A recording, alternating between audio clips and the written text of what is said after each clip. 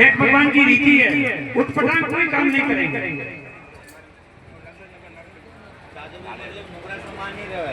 ये डोंगरा समान नहीं रहे।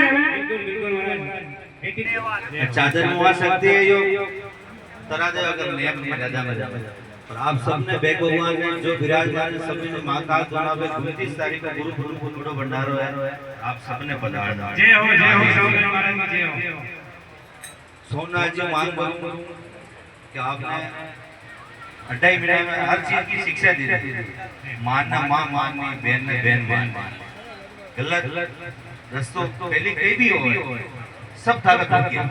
गलत खान पान बनाने, गांजो पीने, अलग खानी में, दारू पीने, ये चीज का मैं कहीं छूट करने जा रही हूँ, सब विरोध है।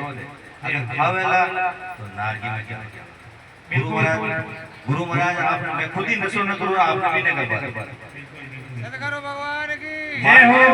सबकी की पालना करने वाला मान मां मान जो बहन मान बिना कोई ब्याह है कटी भंडारो है नु तो जाओ तो आपको समान मिली जैसे कई भेड़ के लिए दौड़ता फिरे अपने समाज में बनने का बने के बिना मांगिया कटी ने जानो भूखा रहे हो तो भागा में रहे हो कोई जने को नहीं रक्षा किया और बिना मान आप कटी ने